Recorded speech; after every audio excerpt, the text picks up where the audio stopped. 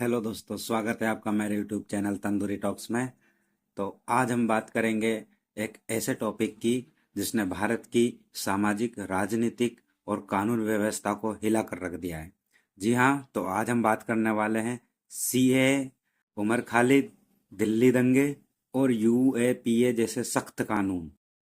आज हम इन सभी बातों को आसानी से डिटेल में समझेंगे, तो वीडियो को अंत तक जरूर देखना ताकि आप खुद डिसाइड कर पाए कि सच क्या है। तो चलिए शुरू करते हैं सबसे पहले सीएए से। सीएए मतलब सिटीजनशिप अमेंडमेंट एक्ट, यानी नागरिकता संशोधन बिल। 2019 में भारत सरकार ने सीएए लागू किया। सीएए में जो बाहर से व्यक्ति आए, जो अन्य देशों से आए, जैसे पाकिस्तान, अफगानिस्तान, बांग्लादेश और ऐसे कई अन्य देशों से जो लोग आकर भारत में बस गए हैं, उनको नागरिकता कैसे मिलेगी, इसके ऊपर पूरी डिटेल से पूरा वो है कि किन लोगों को नागरिकता देना है और किन लोगों को नहीं देना है, उनके देश में वापस भेजना है। तो सीएए के अनुसार कई लोगों को नागरिकता प्रदान की जा रही है और कई लोगों को उनके देश वापस भेजा जा रहा है। तो इसी के ऊपर पूरा विवाद खड़ा हुआ है।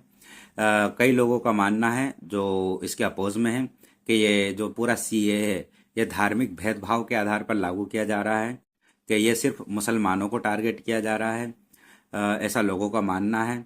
और भारतीय सरकार का कहना है कि ऐसा नहीं है। अगर कोई बाहरी व्यक्ति है तो हम उनको अवैध रूप से हमारे देश भारत में नहीं रहने देंगे, बल्कि उन्हें उनके देश वापस उनको भेजेंगे। तो इसमें देखो क्या फायदा है और क्या नुकसान है।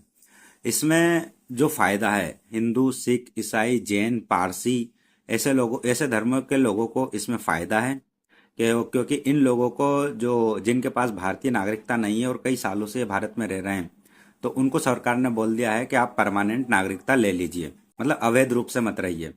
और वहीं पर जो कई अल्पसंख्यक धार्मिक लोग हैं, जैसे कि मुसलमान, और मुसलमानों में भी कई देशों के हैं, जो पाकिस्तान के हैं, कई लोग, कई बांग्लादेश के, मैक्सिमम तो बांग्लादेश के हैं, है ना, और कई अफगानिस्तान के हैं। तो ऐसे कई लोग हैं जो धर्म के आधार पर ही समझ लो कि वो मुसलमान हैं, तो उनको उनके देश वापस भेजा जा रहा है, उनको यहाँ की नागरिकता नहीं दी जा रही है। और जो इसका अपोज कर रहे हैं उनका मानना यह है कि हम यहाँ पर, हमारे पूर्वज कई वर्षों से यहाँ पर है, तो अब हम यहीं बस गए हैं, उनका जन्म यहीं हुआ है। ये सारी चीज़ें इसमें कहीं ना कहीं कॉन्ट्राडिक्ट कर रही है कि सिर्फ एक ही धर्म को टारगेट क्यों किया जा रहा है। लोगों का कहना है कि सिर्फ मुसलमानों को ही क्यों बाहर किया जा रहा है, बाकी लोगों को क्यों नहीं, उनको नागरिकता क्यों दी जा रही है। तो सीए के अनुसार आप, सरकार का कहना है कि आप कागज दिखाइए कि कब से रह रहे हैं, कब से नहीं रह रहे हैं, है ना, कि भाई हमारा ये इतने सालों से रह रहे हैं, हमारे पिताजी ये हैं, ये है आधार कार्ड, हमारा पैन कार्ड, हर चीज़, है ना। क्योंकि अगर आप लोग इतने सालों से हो तो फिर आपके पास कागज भी होने चाहिए, है ना। क्योंकि ये रूल तो बहुत बहुत सालों से अगर आज तक आपने कोई कागज नहीं बनवाए तो मतलब आप अवैध ही रह रहे हैं, कोई डेटा नहीं है आपका, आप पता नहीं, मतलब एक नॉर्मली ये है कि हो सकता है कि आप कोई एजेंट वगैरह हो, कुछ भी हो सकता है, मतलब कि जब आपका कोई भी आईडी कार्ड अगर यहाँ नहीं है तो फिर कैसे मान लें कि आप इस देश के हो। तो सीए का ये है, सरकार अपना काम कर रही है। हर राज्य में अलग अलग तारीखों में जो भी उनका चल रहा है, सरकार का पूरा बायोडेटा वगैरह सब लेके वो अपना काम कर रही है, और इसी के रिगार्डिंग में कई लोगों को अपने देश वापस भेजा भी जा चुका है।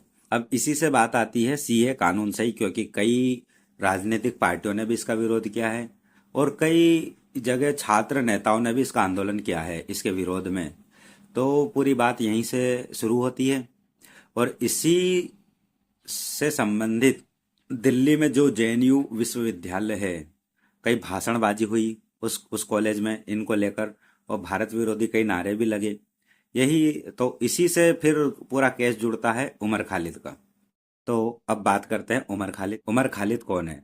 तो देखिए, उमर खालिद एक जेएनयू के छात्र नेता हैं। उमर खालिद वामपंथी विचारधारा से जुड़े हैं, और वो कई अपने जो बयानबाजी है उससे वो कई बार अपने उसमें हाईलाइटेड रहते हैं।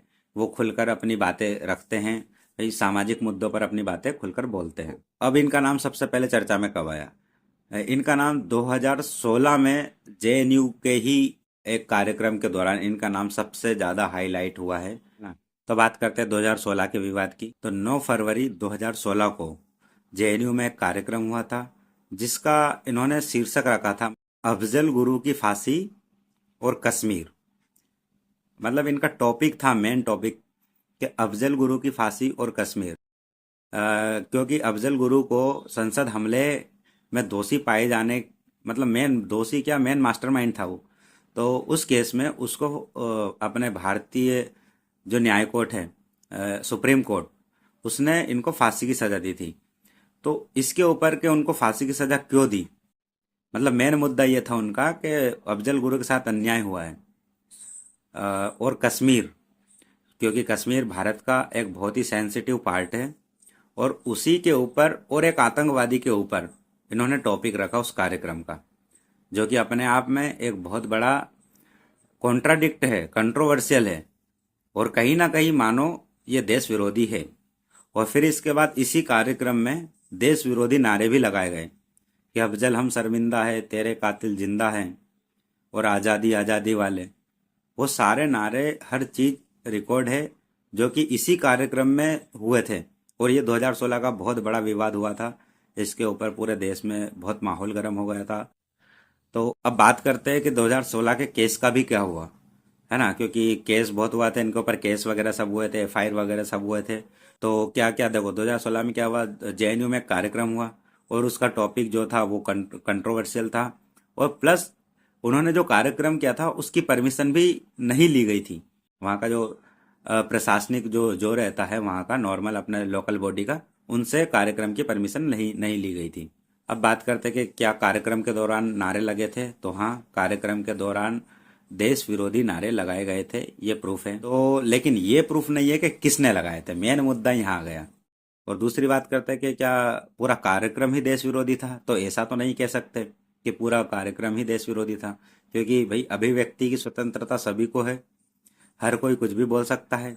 ये सरकार का वो मतलब सभी सभी को एक अधिकार है कि कोई कुछ भी बोल सकता है, लेकिन एक दायरे में व्यक्ति बोले, अपनी स्वतंत्रता का दुरुपयोग ना करे, ये बहुत जरूरी बात है ना। तो उन लोगों ने जो कार्यक्रम किया था वो तो किया था, और उसको शांतिपूर्ण तरीके से भी किया था, लेकिन उन्होंने जो देश विरोधी नारे लगाए, प्लस जो कार्यक्रम का जो टॉपिक था, वो दोनों बहुत कंट्रोवर्शियल है। तो अब बात करते हैं 2016 के केस में क्या हुआ। तो वो केस लगा था आईपीसी 124A के तहत, देशद्रोह के रूप में। देखो, कोर्ट में चाहिए था हिंसा भड़काने का सीधा सबूत, तो हिंसा भड़काने का सीधा सबूत कोर्ट में नहीं कोई साबित कर पाया, क्योंकि उन्होंने अपनी विचार व्यक्त किए थे, वो चाहे अच्छे हो या बुरे हो, जो जो भी हो। तो हिंसा भड़काने का उनको कोई सबूत नहीं मिला। तो इसी कारण जो है वो पूरा केस, उसका ट्रायल हुआ, और वो केस ठंडा हो गया, क्योंकि कोई प्रूफ नहीं थे। तो केस पूरा होने की बजाय सिर्फ ट्रायल होके ही रह गया, और ना उन सबको जमानत मिल गई थी उसमें। कोई उसमें जेल नहीं गया, कुछ नहीं हुआ। तो वो नॉर्मल, वो केस नॉर्मल ठंडा पड़ गया, लेकिन ख़त्म नहीं हुआ था। ये सबसे बड़ी बात है एक मुद्दे की, कि वो केस सिर्फ एक पेंडिंग केस रहा, वो ख़त्म नहीं हुआ 2016 का।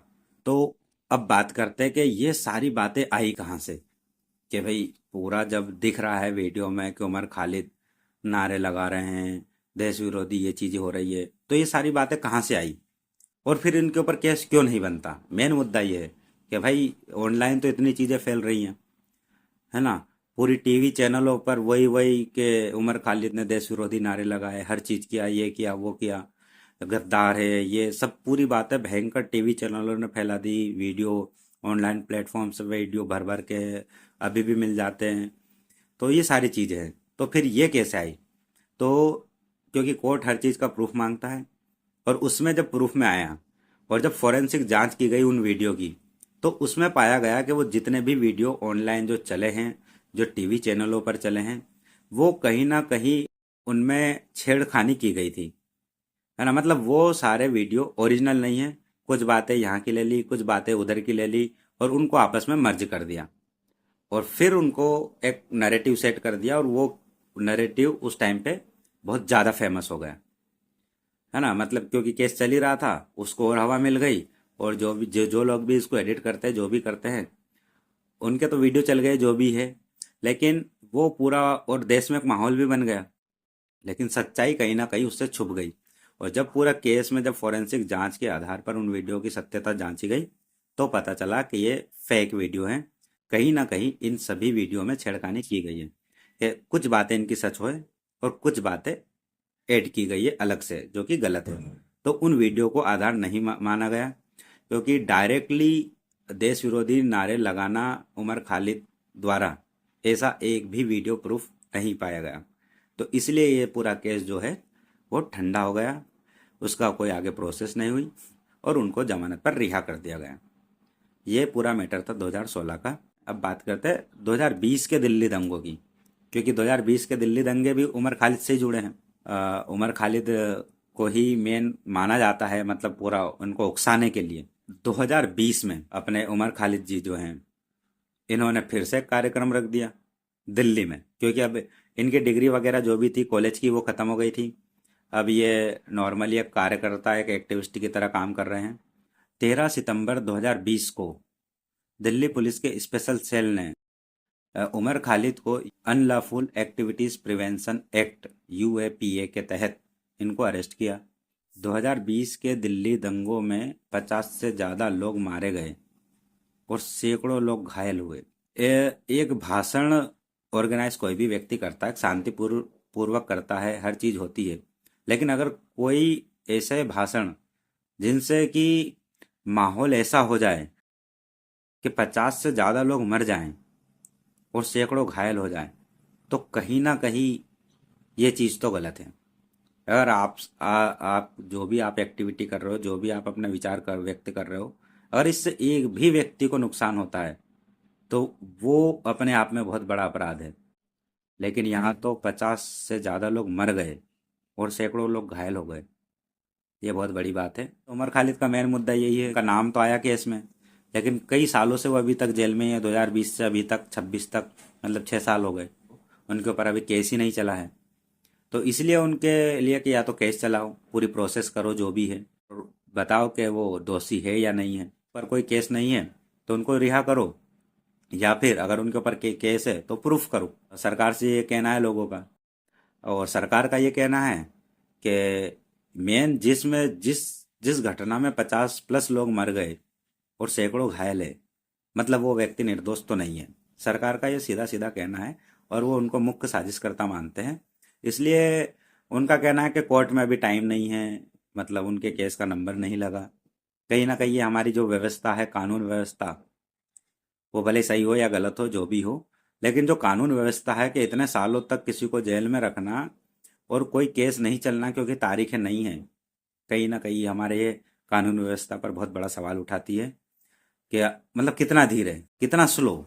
व्यक्ति साला बुढ़ा होके मर जाएगा तब उसका आप निपटारा करोगे, और फिर आखिरी में कई बार मालूम मालूम पड़ेगा, मतलब ये नहीं बोल रहा ये निर्दोष है ना, लेकिन कई बार ये होता है कि कई निर्दोषों को ऐसे जेल में डाल दिया जाता है और उसके बाद में फिर मालूम पड़ता है 10 साल बाद कि ये तो निर्दोष है, फिर उसका उसका तो जीवन बर्बाद हो गया।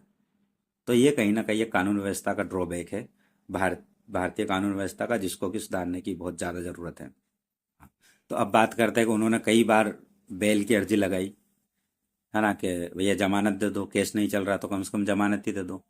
तो सुप्रीम कोर्ट ने हमेशा उनकी जमानत ठुकरा दी, ये बोल के कि आप प्राइम फेसिया विक्टिम हो, मतलब प्रथम दृष्टया ये साबित होता है कि आप इसमें दोषी हो, मतलब सिद्ध नहीं हुआ है, देखने में ऐसा लगता है कि आप इसमें इन्वॉल्व हो, इसलिए आपको बेल नहीं दी जाएगी। इसलिए वो अभी तक जेल में है, उनको बेल नहीं दी गई है। अब बात करते हैं कि जांच में क्या है। जैसे दंगे हो गए, सब चीज़ हो गया, अब उसमें आता है केस कि पुलिस जांच में क्या मिला। दिल्ली पुलिस ने कहा कि ये दंगे अचानक नहीं हुए, ये एक सोची समझी साजिश थी। ये दंगे अगर अचानक से होते तो भीड़ भाड़ थोड़ा हुड़दंग वगैरह करती और वो शांत हो जाती, लेकिन ये एक सोची समझी साजिश है कि पहले पत्थरबाजी, फिर आगजनी और फिर लोगों के ऊपर अटैक करना। तो इसी सोची समझी साजिश को जो पुलिस ने बोला है, इसी को नाम दिया गया है लार्जर कॉन्स्पिरेसी, मतलब बड़ी साजिश। मतलब वो और बड़ा कुछ करना चाह रहा है, इसको कंट्रोल नहीं किया जाता तो ये साजिश और ज़्यादा बड़ी हो सकती थी, ऐसा पुलिस का कहना है। तो अब बात करते हैं कि किन लोगों पर केस हुआ इसमें। तो इनमें कई लोगों के नाम आए, जिनमें उमर खालिद, शर्जील इमाम, गुलफिजा फातिमा, जिनको कि अभी बेल दे दी गई है, मिरान हैदर, सिफा उर रहना, इन सभी लोगों पर यूएपीए केस लगा है। इस केस में व्यक्ति आतंकवादी भी घोषित हो सकता है ना। अगर ये केस प्रूफ हो गया कि इन्होंने देश विरोधी एक्टिविटीज़ की है। में से सिर्फ शर्जील इमाम और उमर खालिद को छोड़कर बाकी सभी लोगों को बेल दे दी गई है। सिर्फ इन दो को नहीं दी गई है कि इसमें आपने देखा होगा शर्जील इमाम का वो कि चिकन नेक को काट दो, 1000-10,000 व्यक्ति बस इकट्ठा हो जाए, चिकन नेक को हम अलग कर देंगे भारत से, असम में रेल पटरियाँ रोक देंगे, सेना को नहीं जाने देंगे। ये सारी बातें जो आप वीडियो पे देखते हो जो चल रहा है, कहीं ना कहीं ये बातें एकदम, मैं ये नहीं बोलूँगा क्योंकि अभी भी इन वीडियो में ये आया है कि इनमें भी छेड़खानी हुई है, लेकिन ये भी नहीं है कि ये 100% गलत है। इनकी कुछ बातें इसमें सच है और कुछ बातें ऐड की गई है। तो कुछ बातें तो सच हैं कि इन्होंने ये बातें बोली हैं।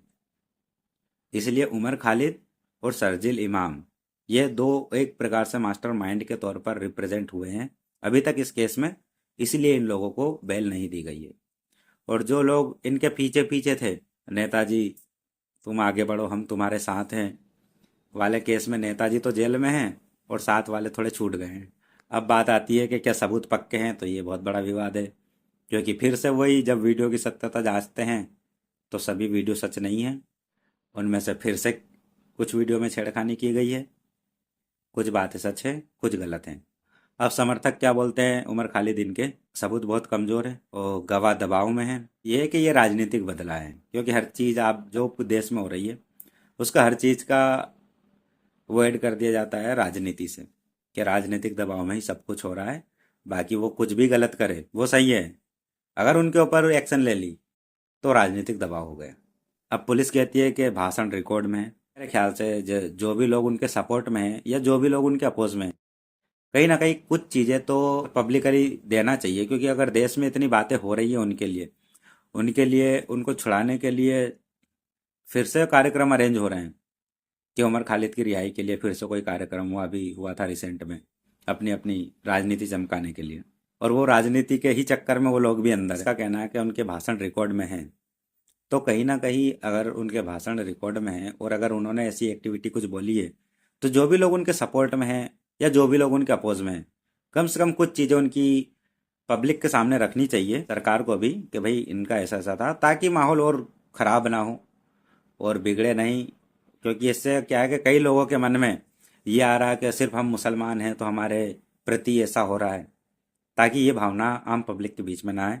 चाहे कोई भी व्यक्ति हो, किसी भी धर्म का हो, अगर वो गलत करेगा और उसकी वजह से अगर 50+ लोगों की जान जाती है, सैकड़ों लोग घायल होते हैं, सैकड़ों लोग बेघर होते हैं, तो उसके ऊपर एक्शन होना चाहिए।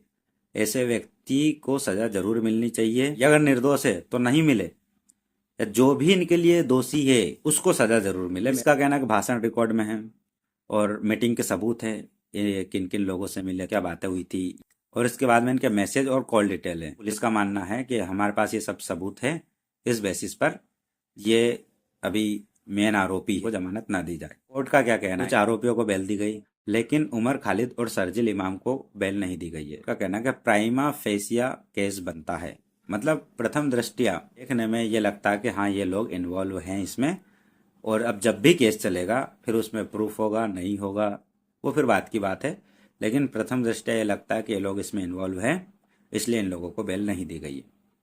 ये पूरा इनका मैटर था।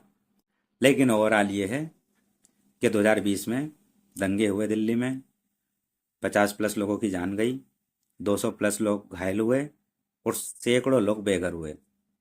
तो इनके दोषियों को सजा मिलना जरूरी है, चाहे वो कोई भी हो। अगर आपको वीडियो अच्छा लगा हो तो लाइक करें, शेयर करें एंड सब्सक्राइब करें। Thank you so much, bye bye.